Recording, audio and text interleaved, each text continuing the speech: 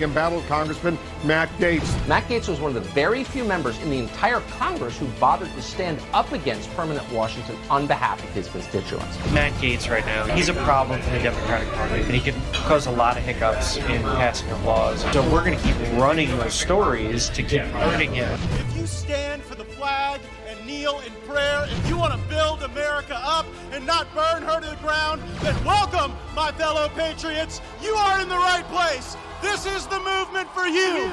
You ever watch this guy on television? It's like a machine. Matt Gaetz.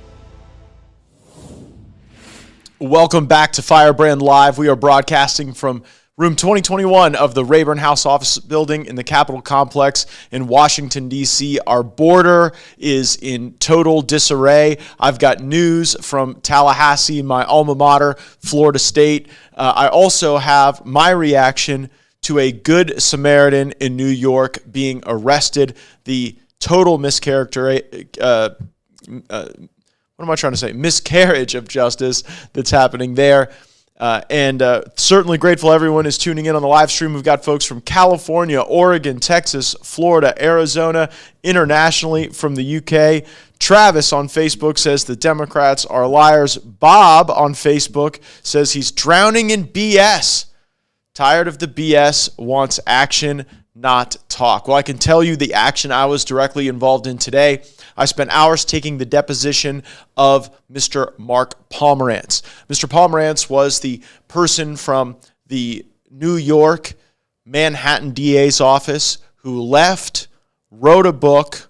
We now had him before the committee. And when it became evident that the Manhattan District Attorney, Alvin Bragg, was going to take this unprecedented step and indict the former president of the United States, Donald Trump, on dubious legal grounds, the House Judiciary Committee was understandably very concerned. Were federal funds misused? Were laws broken? Were constitutional rights impaired? All for the sake of politics. Let's remember, this is President Trump. It's easy to see how shady the Alvin Bragg indictment really is. Alvin Bragg is a Soros-backed, ultra-liberal prosecutor who campaigned explicitly on taking down Trump, said he had sued Trump more than 100 times as the organizing principle of his campaign for the Manhattan DA position. Now, Bragg's predecessor, Cyrus Vance, declined to bring charges against Trump, given the lack of Michael Cohen's credibility and presumably other major factual and legal challenges. There was a statute of limitations problem they faced. There was a merging of federal and local law, and Cy Vance decided not to bring an action during his tenure, and even initially Alvin Bragg decided not to, but then that changed. Alvin Bragg bootstrapped federal campaign law to local business regulations to invent a felony where none would have existed for any person other than the left's number one target, President Trump. Former president, leading Republican candidate for president in 2024. So should Congress take action to insulate current and former presidents from political prosecutions funded in any part by federal dollars? It's an open question. Enter Mark Pomerantz, the subject of this discussion we're having on the podcast today. Mark Pomerantz described himself as one of the legal eagles of New York. He's a top-flight shark, and he literally volunteered to go into the Manhattan DA's office to take on a special role for Cy Vance in building this case against Trump. When he wrote a book about it, he wrote a scene where he comes home from having obtained this position from Cy Vance. And his wife asks him about the economic conditions of this new employment relationship.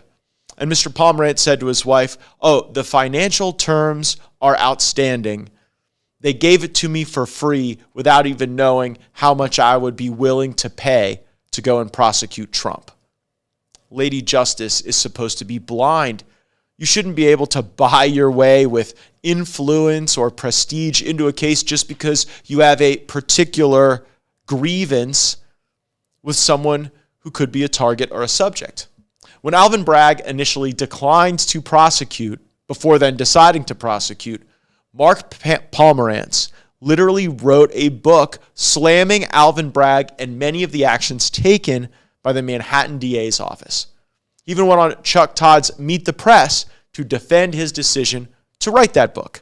Take a listen. Here's some legal experts. Barbara McQuaid, a former U.S. attorney, writing a book about a pending investigation was really poor form. Cynthia Alksney, a former federal prosecutor, strikes me as totally improper. Eliza Orlins, New York City public defender. This book could do irreparable damage to an ongoing investigation. I know you've heard this criticism. What say you? Well, I think the criticism is unfounded, and I can tell you in a nutshell why. First, with respect to the Stormy Daniels investigation that has gained impetus over the last month or so, the facts have been in the public domain for literally years. In fact, as I was doing research and pulling together the facts for my summary of what would go into the book, where I went to discover those facts was the internet, Michael Cohen's book, and the publicly available information from the federal prosecution of Michael Cohen. That's item one. Item two. Let me stop you there, though. In fairness, you know what was in that grand jury testimony, though. So you know what. You can't unknow that information. So even though you're using the public record, what you choose to excerpt is certainly not. Is it not influenced by what you know took place in the grand jury? Everything that went into the book with regard to the Stormy Daniels investigation, the financial statement investigation, was in the public domain. And if there was a detail that wasn't, as soon as there's an indictment, if there is an indictment, we don't know yet whether there will be a prosecution. If there is a prosecution, on day one, under New York's discovery law, which is among the most liberal in the United States, the defendant, in this case Donald Trump, will get everything that the DA has by way of witness statements, documents, facts, and so on. So there's nothing that... So in theory, anything in this book, what you're saying is he's going to get disclosed to him on day one, post-indictment, if one happens. He will get on day one all of the materials, for instance, that reveal what... And we are back live on Rumble. The question is asked, will Bragg be investigated? On Instagram, Steve says, drag Bragg before Congress. Well, this is the investigation. We sent a letter requesting documents and witnesses, and here was the first subpoena that we had worked to convert into a deposition. And that deposition resulted in Mark Pomerantz taking the Fifth Amendment. That's what I'm here to share with all of you live on Firebrand. Now, because Mark Pomerantz had written a book on the subject of his time at the Manhattan DA's office, because he was a Trump hater working to build this case, because he may have broken laws on rules of legal ethics, statutes, we wanted to interview him in the House Judiciary Committee. That interview occurred today, and I can report exclusively to our Firebrand audience. Mark Pomerantz, the prosecutor who was literally in charge of building the case against Trump, pled the Fifth to almost every question we asked him today. I asked him if he violated Donald Trump's constitutional rights. He took the Fifth. I asked if he violated standards of legal ethics. He took the Fifth. I asked if he misused federal funds. Fifth. I asked if he broke any laws during his time with the Manhattan DA while investigating Trump. And he exercised his constitutional right not to incriminate himself. While every American is entitled to take the Fifth, and taking the Fifth in no way means that someone is guilty of anything, it sure does raise additional questions regarding the propriety of the unprecedented charging of Donald Trump. I mean, think about it. Mark Pomerantz was pleading the Fifth to all these questions about a subject he was willing to literally write a book about. Pomerantz even pled the Fifth when Democrats asked him questions. New York Democrat Representative Dan Goldman asked Pomerantz if he still speaks to folks at the DA's office. He took the Fifth. Goldman asked Pomerantz if he has non-public information on these cases. Fifth. He even asked Alvin Bragg questions that would be easily answerable just by a review of the documents before him, and he asserted the same privilege. Something is rotten in the New York Manhattan DA's office. I am more certain of this now than when this day started. And we are not done investigating potential misconduct, misuse of federal funds, and further concerns. I suspect we will be calling Mr. Pomerantz back to compel responses when we are armed with a court order requiring him to do so. I believe he engaged in a subject matter waiver of the Fifth Amendment rights he asserted. More on that later. Switching now to a story of a subway Superman. You're sitting on the subway in New York City. A crazed lunatic appears. He starts threatening violence against your friends, your family, your loved ones, your spouse, your children, even against innocent bystanders. Do you take action? Do you do your duty as a free American? Or do you just sit there like an extra in the movie, watching the violence go down? Well, Marine U.S. patriot Daniel Penny probably asked himself similar questions, and he decided to act.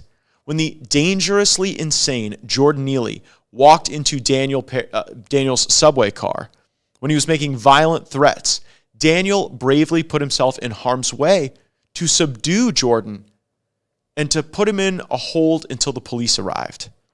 Daniel is even on video providing due care and releasing this person from the hold, even trying to wake him up after he was subdued. Tragically, and in the course of this altercation that could have been avoided, Jordan Neely took his last breath. Maybe you haven't heard of Jordan Neely, but the NYPD has. Jordan Neely has been arrested 42 times. Many such cases involved crimes on the subway. These soft on crime policies like we see in New York kill. It's just a matter of whom in far too many cases. And it shouldn't be the people not committing crimes. If we reopened the asylums and put disturbed and dangerous people like Jordan Neely inside them when they need to be, maybe he'd still be alive today. Maybe there would be some opportunity for recovery or a renewed life. But the left doesn't actually want this. The Soros prosecutors like Alvin Bragg, they want you to fear for your life. They would rather you die than defend yourself. Maybe you die while asking yourself the question about whether or not you should defend yourself. But it isn't Jordan Neely that the New York City prosecutors are removing from the streets. They never did that, in fact, never to any success or significant duration. It's Daniel Penny. Daniel had the nerve to stand up to the anarcho-tyranny that is running rampant throughout New York and particularly in their public transit systems. And now it seems he will pay dearly for it. Look at how New York prosecutors perp-walked him. I mean, this was the guy who literally stood up to protect those around him from what could have been a dangerous situation. Now it's imperative that Daniel prevail and that Alvin Bragg drop the bogus charges against him. This nonsense is all too familiar. When did we see this before?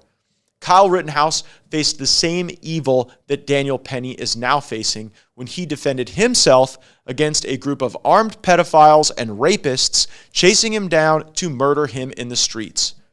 And Firebrand listeners will also remember the case of Jose Aldo, the bodega store owner in New York City. We talked about him on Firebrand.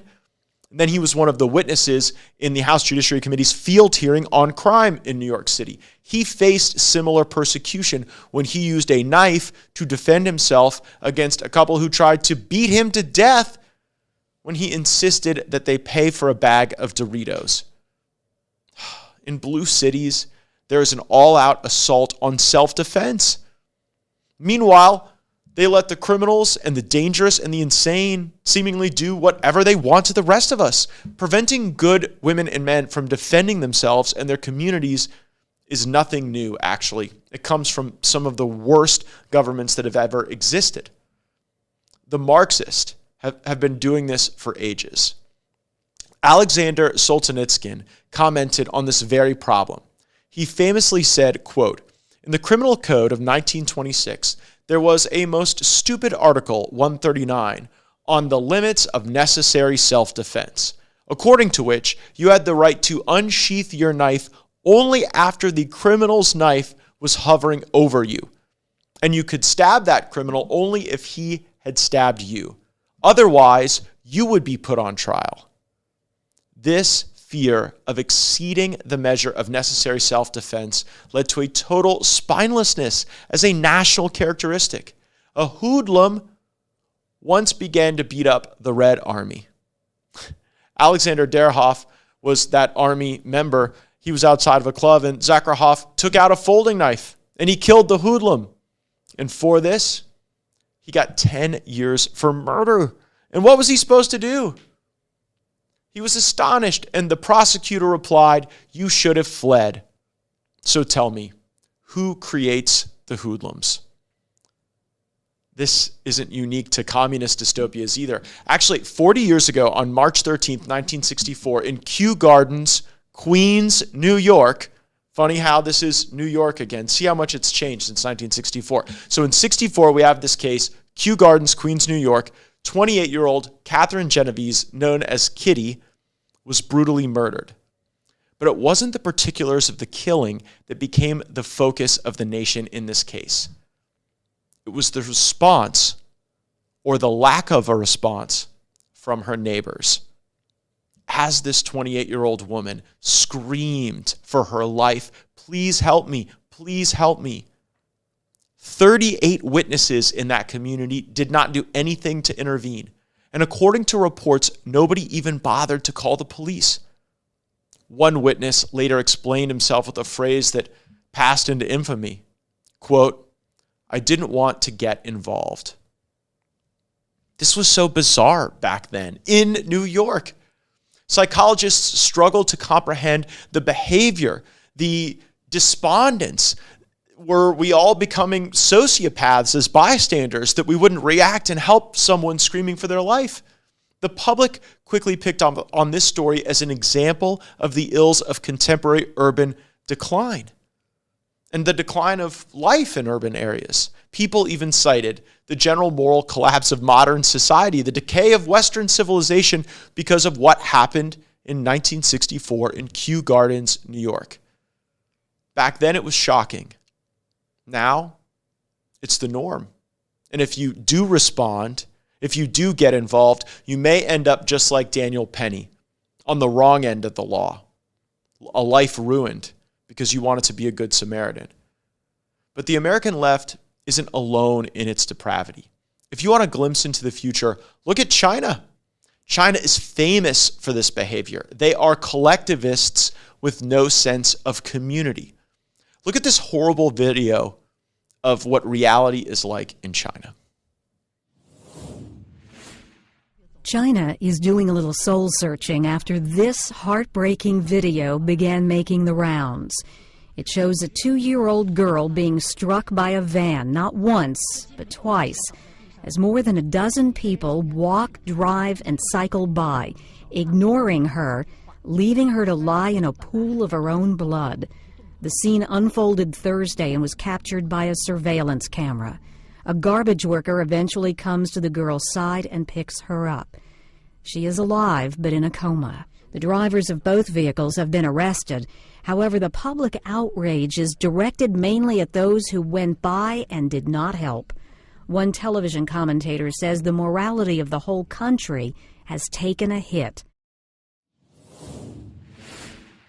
We're back live. That is the future that the left wants for us, that you just saw there on that clip from China, where we are so desensitized just to human life and the loss of human life that we would walk by, that we would let bad things happen. Well, Daniel Penny wasn't going to let bad things happen at the hands of a person who had been arrested 42 times, who was harassing and scaring the other people who were there. And we can't let this happen. We can't let that vision from China become our America. We have to push back, we have to take back our streets, and we have to repopularize the notion of duty, the duty we have to one another, our brother's keeper, our fellow Americans. Some say, stay out of the situation. Don't put yourself in harm's way. But it's our duty to act, and when good men sit silently watching as criminals and deviants take over our streets, evil gains ground. It's not only permissible, but it's right and just to act in self-defense and in the defense of others. This is the behavior that all great societies must encourage. We must do our part to save Daniel Penny from the leftist lynch mob. He deserves our support. Today, it's a Marine in New York facing the proverbial firing squad. Tomorrow, it's you and yours. Alvin Bragg must drop these charges, and we must make our country righteous and just and fair again. Daniel Penny has set up a Give, Send, Go account, and I will be donating to his legal defense personally today. There's another story I want to bring to you regarding Florida State University, my alma mater. Big news out of Tallahassee, and sadly, it is the news of fraud. Only good part is I think we've got the fraud feeser identified, caught, and appropriately exposed. An African-American professor named Eric Stewart from the criminology department at Florida State University has abruptly left the university after more allegations of fabricating data used in his papers to make it seem like racism against blacks and Hispanics is more common than it is actually came to light. Once again, the demand for racism is greater than the supply. Imagine building a career on crying wolf over racism while you fake and manipulate data to support those very delusions. That's your brain on critical race theory, I guess. Now, this story was first reported by the Florida Standard's Livia Caputo, and it's really something else. Apparently, Eric Stewart, who made quite a name for himself as a, quote, fellow of the American Society of Criminology, has had 6 research studies retracted. What a doofus. But it's not general incompetence. It appears to be more sinister. Stewart was first accused of falsifying data in 2019 by another professor who co-authored a study with Stewart in 2011. This particular study resulted in Stewart's findings published, saying, quote, as black and Hispanic populations grow, so did the public's want for more discriminatory sentences, close quote. Sounds grisly, maybe even racist. The problem was that the actual data showed the exact opposite. Stewart had rigged the data so bad to show bias that the numbers added up to the point of a mathematical impossibility. Since then, Stewart has authored a number of similar studies that have been retracted and put under investigation by a 3-person committee at FSU. The investigation stalled, of course. Maybe it had something to do with the fact that 2 of the committee members had previously authored papers with Stewart, which violates FSU's own academic conflict of interest rules. Stewart has no other defense than to call these investigations and allegations racist. What a clown. Hopefully nobody takes this moron seriously anymore, and it is a shame that anyone ever did in the first place. Thankfully, after the 6th retracted piece, the last of which coming in June of 2020, it seems Stewart has left Florida State University. Goodbye. His sudden unexplained absence in March of 2023 and subsequent replacement indicates his fraudulent life work has come to an end with the Knowles. What does this teach us about academia? The peer review process is bogus, and if fraud is ever discovered, these universities are slow to act. The media and academia are starving for content that shows racial bias in society. Some have literally built their careers on it.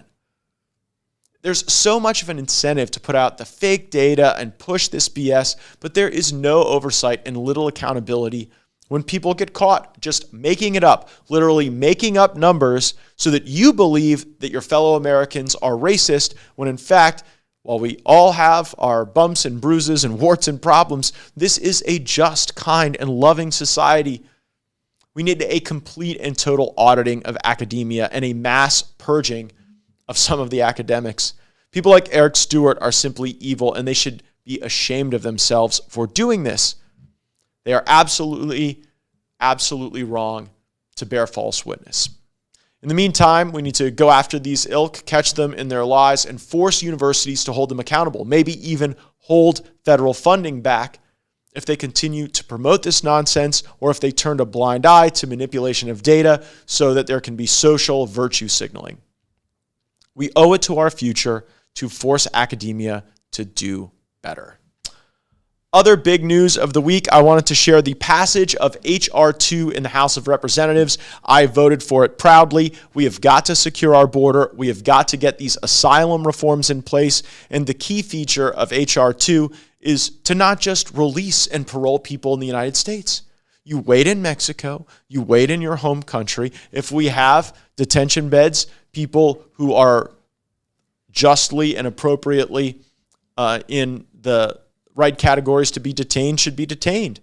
But telling people to show up somewhere and self-report as illegal immigrants or however they've abused the asylum process to call these people asylum seekers, they're not. It's just a legal fiction. Anyhow, this bill, very important. If it were law today, the Title 42 authorities that are expiring under the public health end of the emergency disaster declaration, those authorities would transition over to an immigration context and be used to turn people away. Detain or turn away. Now, the vote was 219 to 213. 2 Republicans voted against the bill. One was Thomas Massie, our good friend and frequent Firebrand guest. Thomas Massie's objection was to the E-Verify provisions of the legislation. I support E-Verify. You can go back and watch the episode I did with Andy Biggs, Homeland and Security, to see some of the points and arguments there around E-Verify, but that was why Massie didn't vote for it. And the other no vote was Representative John Duarte of California's 13th District. He put out a statement afterwards saying, quote, "While I wholeheartedly support enhanced border security, Valley families deserve practical solutions that both Democrats and Republicans can support. Unfortunately, this bill would harm many families that work in our valley and create difficulties for our food producers." So the Duarte standard for a bill he would support is that Democrats have to vote for it too. That's quite the standard, because every single Democrat voted against H.R. 2, even the ones in the border communities who are being overrun and harmed the most by this biblical migration of people without permission, without process, without consequence, and it must be stopped. H.R. 2 would solve the problem, but we know the Senate will not take it up. Fundamentally, we will not secure this border until a Republican is in the White House, because the executive powers are essential to exercise fully and thoroughly to internally enforce our existing immigration laws in our country, to expel the people who are not here legally, and to ensure that none come again without us inviting them and giving them the great extension of American grace that we've always been willing to give to people willing to do it the right way, not the people whose first act in our country is a criminal act of unlawful entry. We'll have more on the border and on our investigative work in the coming days and weeks. Thanks so much for joining us on Firebrand. The big favor you can do me, make sure you share this episode, give us a 5-star rating, leave a comment with the information you'd like to learn about in great detail from the United States Congress. Appreciate you being part of our audience. Have a great weekend. Roll the credits.